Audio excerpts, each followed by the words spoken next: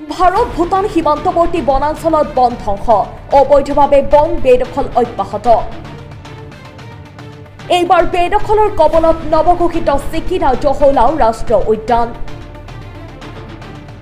11 গৰাকী মহিলাসহ 131 জন বন ধ্বংসকাৰী বেদখলকাৰীক আটক বন বিভাগৰ উদাসীনতা আৰু অকৰ্মণ্যতাৰ সুযোগ লৈ শেহতীয়াকৈ কোকৰাঝাৰৰ ভাৰত ভূটান সীমান্তৱৰ্তী উল্টাপানীৰ চিকিনা জহলাও ৰাষ্ট্ৰীয় উদ্যানৰ বনাঞ্চল ধ্বংস কৰি বনভূমি দখল অভিযানত নামি পৰিছে কোকৰাঝাৰৰ বাহিৰৰ একাংশ লোক চিৰাং বাক্সা অভয়াপুৰী বঙাইগাঁও শোণিতপুৰ ঢেকিয়াজুলিৰ পৰা উল্টাপানী বনাঞ্চললৈ আহি বন ধ্বংস কৰি অবৈধভাৱে বনভূমি দখল অব্যাহত ৰাখিছে একাংশ লোকে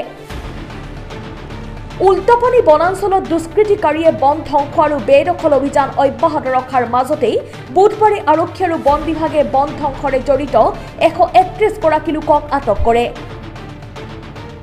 আটকাধীন সকলৰ ভিতৰত 11 গৰাকী মহিলা আছে তেওঁলোকৰ পৰা বন বিভাগ আৰু আৰক্ষীয়ে বহু পৰিমাণৰ দা আদি জব্দ কৰিছে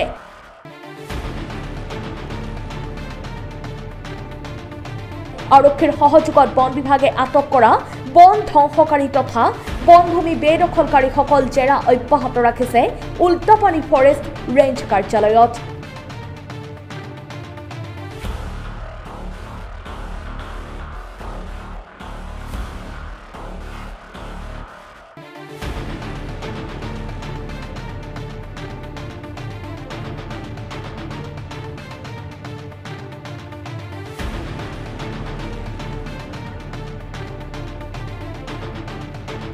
কিছুদিনৰ পৰা গম পাইছো যে যেতিয়া চিকনা জহলাও নেশ্যনেল পাৰ্ক ডিক্লেয়াৰ কৰা হ'ল কিছুমান দুষ্টচক্ৰই উচতনিমূলক কিছুমান কাম কৰাই আছে কিছুমান মানুহৰ আৰু সেইকাৰণে জংগলবোৰ সিহঁতে কাটি তেওঁলোকে ভাবিছিল নিশ্চয় যে আমি জংগলখিনি যদি চাফ কৰি লওঁ তাত আমি বসবাস কৰিব পাৰিম কিন্তু আমি ফৰেষ্টৰ পৰা এইটো হ'বলৈ নিদিওঁ যেতিয়া এনেকুৱা ধৰণৰ কিছুমান ঘটনা হয় বা এনেকুৱা ধৰণৰ এনফৰ্চমেণ্ট দেখা পোৱা যায় লগে লগে আমি একশ্যন লওঁ আৰু তাৰেই পৰিণতি আজিও 131 জনমান আমি মানুহক ডিটেইন কৰি ৰাখিছোঁ এতিয়া তেওঁলোকক সোধা পোছা কৰা হৈছে ষ্টেটমেণ্ট লোৱা হৈছে কিন্তু আমি গম পালোঁ যে তাৰ মাজত কিছুমান কালপ্ৰিট আছে আমি অনুসন্ধান কৰি আছোঁ আৰু তেওঁলোকৰ মাজৰ পৰাও যিখিনি এই কামটো কৰিবলৈ কিছুমানক বাধ্য কৰাইছে তেওঁলোকক আমি নিশ্চয় বিভাগীয় নীতি নিয়ম অনুসৰি তেওঁলোকক শাস্তি দিয়াৰ ব্যৱস্থা কৰিব লাগিব বিশেষকৈ গম পোৱা মতে চিৰাং ডিষ্ট্ৰিক্টৰ বহুত কেইজন আছে তাৰপিছত বঙাইগাঁও অভয়াপুৰী ওদালগুৰি হুগ্ৰাজুলি আৰু শোণিতপুৰ আদিৰ পৰা তেওঁলোক আহিছে আৰু নিশ্চয় কোনোবা দালাল চক্ৰ থাকিব নহ'লে ইমান দূৰৰ পৰা মানুহে কেনেকৈ গম পাব যে ইয়াত আহিলে জংঘল চাফা কৰি আমি থাকিব পাৰিম নিশ্চয় ইয়াত কিছুমান দুষ্ট চক্ৰ লুকাই আছে আৰু আমি অনুসন্ধান চলাই আছোঁ আৰু চলামো কাৰণ এতিয়াইতো সকলো কথা ক'ব নোৱাৰিম আমি গম পাই যাম যে ভৱিষ্যতে একচুৱেলি কোনে প্ৰৰোচনা দি তেওঁলোকক কৰি আছে এইটোৱে কথা যে তেওঁলোকে ভাবিছে যে ৰাষ্ট্ৰীয় উদ্যানখন যিহেতু ডিক্লেয়াৰ হ'ল এতিয়া নটিফিকেশ্যন হ'বলৈ বাকী আছে তো তেওঁলোকে ভাবিছে যে তাৰ আগতে যদি আমি ইয়াত বসবাস কৰি ল'ব পাৰোঁ এদিন আমি ইয়াৰ ৰাইট ক্লেইম কৰিব বিচাৰিম সেইটো ভাবিছে আৰু নিশ্চয় কোনোবাই তেওঁলোকক কৈছে যে তহঁতে ইয়াত জংঘল কাটি সোমাই থাক তোমালোকে ৰাইট ক্লেইম কৰিব পাৰিবা এনেকুৱা ধৰণৰ বিশেষকৈ ৰাইট নাম্বাৰ 7-8 সেইখিনিতে কৰিছে আৰু 6টো আছে অলপ ৰাইট নাম্বাৰ 6-7-8 চাইডতে কৰিছে আমি ডিটেইন কৰাৰ পিছত আমি বিভাগীয় নীতি নিয়ম অনুসাৰে কোন মেইন কালপ্ৰিট হয় সেইটো জানি লৈ তেওঁলোকক বিহিত ব্যৱস্থা ল'ম এতিয়া নাই আমিতো মাজে সময়ে ইজেকশ্যন কৰিয়ে থাকোঁ নতুন ফ্ৰেছ এনক্ৰচমেণ্ট দেখিলে আমি সেইবোৰ ভাঙি চিঙি পেলাই দিওঁ আৰু এতিয়াও যদি জংঘলত এনেকৈ প্লাষ্টিকৰ বা মানে টেম্পৰাৰী তেওঁলোকে বনাই লয় কেম্প কৰিবৰ কাৰণে সেইবোৰ আমি ব্যস্ত কৰি দিওঁ এওঁলোকেই হয় এইবোৰ আৰু কোনো তিনিশৰ হেৰি নাই তেওঁলোকে নিজে কৰা এইবোৰ যিখিনি তেওঁলোকে জংঘল চাফা কৰি আছিল তেওঁলোক গোটেইবোৰকে উঠাই অনা হৈছে নিশ্চয় থাকিব নহ'লে কেনেকৈ আহিব আৰু ইয়াতো তেওঁলোকৰ কোনোবা থাকিব পাৰে নিজৰে চিৰাং চাইডত তাত আহি বসবাস কৰিছে এদিনেইতো এনেকৈ জংঘলত নোসোমাই নিশ্চয় কিছুমান প্লেনিং কৰিয়ে সোমাইছে তেওঁলোকে সেইকাৰণে আমি যিমান ব্যৱস্থা ল'ব লাগে ল'ম জংঘলখন বচাবলৈ উচ্ছেদ কৰিয়ে দিওঁ টেম্পৰাৰী যিখিনি আছে আমি দেখাৰ লগে লগে উচ্ছেদ কৰি দিওঁ আক্ৰমণৰ বলি হ'বলগীয়া হয় নেকি? হয়, আমাৰ বিভাগৰ মানুহবিলাকক তেওঁলোকে আক্ৰমণ কৰিবলৈ বিচাৰে, কেতিয়াবা ঘেৰাও কৰি লয়। তেওঁলোকে ডিউটিৰ সময়ত বহুত অসুবিধাৰ সৃষ্টি হয় কেতিয়াবা এওঁলোকৰ। কাৰণ তেওঁলোকে আমাৰ ষ্টাফ যদি ধৰক 10জন বা 15জন থাকে, তেওঁলোকতো একেলগে 100জন থাকে। তো আমাৰো ভয় অলপ থাকে ষ্টাফবোৰৰ। তথাপিও আমাৰ ষ্টাফবোৰে সাধ্য অনুযায়ী যিমান পাৰে কেতিয়াও ইলিগেল নোহোৱাকৈ বা এনক্ৰোচমেণ্ট নোহোৱাকৈ ৰাখিবলৈ অহৰহ প্ৰচেষ্টা চলাই থাকে। হয় হয় কৰিছোঁ আমি। হয়, কেইগৰাকীমান মহিলাও আছে, 11জন আছে। সহায় কৰি একে গাঁৱৰে আবাৰ মানে আমি এই আটাৰ খবৰ দিয়াৰ কাৰণে আহিছোঁ। আমি আৰু অলপ ভাগা ভাগি এনেকে লৈ আহিছোঁ। একে গাঁৱৰে একে ঘৰৰে ক'ব লাগিলে এনেকুৱা আহিছোঁ আৰু খবৰ লৈ। পোৱা নাই, ক'ত পাব মাটি অকণো পাব নাই।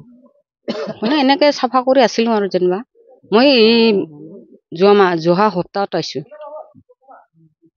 নতুন আছোঁ, মানে একো গুমৰ পোৱা নাই। সেনেকে মই মানুহৰ লগত এনেকে কৰি আছোঁ। সিটাই আৰু মোৰ নাই মাটি বাৰী নাই।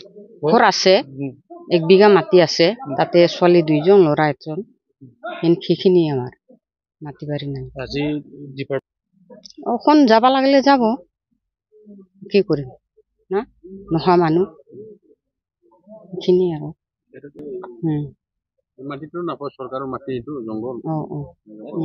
নেশ্যনেল পাৰ্ক ডিক্লেয়াৰ কৰিছে, ঘোষণা কৰিছে মুখ্যমন্ত্ৰীয়ে।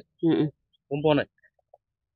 পাইছোঁ নিহিলে আমাৰ কি নাই যে, মোৰ মোবাইলো নাই, এনেকে টিভিও নাই, সেনেকা চাবাও এনেকা আৰু। অভয়পুৰী লালমাটি গাঁও। কেনেকৈ খবৰ পাইছিলে? খবৰ মই পাইছোঁ ছাৰ, এই ৰণিখাটা বজাৰত মই গাহৰি কিনিব আহিছিলোঁ। ইয়াতে মানুহ গল্প কৰোঁতে মই শুনা পাইছোঁ, মাটি বোলে 10 বিঘাকে পাই আছে। সেইটো শুনি মই পিছে মানে আহিছোঁ। কোনটো ডিষ্ট্ৰিক্ট আপুনি? বঙাইগাঁও ডিষ্ট্ৰিক্ট। কেইজন আহিছে আমাৰ গাঁৱৰ পৰা? আমাৰ গাঁৱৰ পৰা 8জন। এতিয়া ক'ত লৈ অনা হৈছে? ইটো গম নাপাওঁ ক'ত লৈ অনা হৈছে, খৰচ অফিচত লৈ অনা হৈছে। আমাৰ জংঘল কটাটো কিমান দিন? মোটামুটি 15 দিন মানে হ'ল। আপোনালোকে মাটিটো ভগাই লৈছিলে? ভাগাই দিয়া নাই আমাক। কোনে লৈ আনিছিলে আপোনালোকে? লৈ অহা মানে পিছে আহিছিলোঁ, এই ডাঙৰ মানুহ এই মংগলৰ পিছে আহিছিলোঁ। মংগল কি নাম? এই হেৰি কিবা চিৰাঙৰ। তেওঁলোক কণ্টেক্ট হৈছে? হেৰি জাজ কৰিছিলোঁ, মানে এনেকে শুনা পাইছোঁ। হয় নেকি? আমিওতো শুনা পাইছোঁ, আমিও আহি আছে যেনিবা। এনেকে মানে লগ হোৱাতে মানে একেলগে আহি। পইচা লৈছে নেকি? লোৱা নাই, পইচা পাতি লোৱা নাই। আচলতে মই শুনা পাই না, আমাৰোতো হেৰি মাটি জমি নাই, 10 বিঘাকে এনেকে যদি পালে কোনে নাযাব এই ধৰণৰ। আপোনালোকে গম নাপায় যে এইটো যে ৰাষ্ট্ৰীয় উদ্যান ডিক্লেয়াৰ দিছে অসম চৰকাৰে বুলি? এইটো আচলতে গম যদিও পাইছিলোঁ, তথাপি ইমান গম পোৱা নাছিলোঁ। কাৰণ আমি দুখীয়া মানুহ, মই মাটিটো মানে পালে বহুত মানে চলা যাব আৰু, চাকৰি বাকৰি নাই।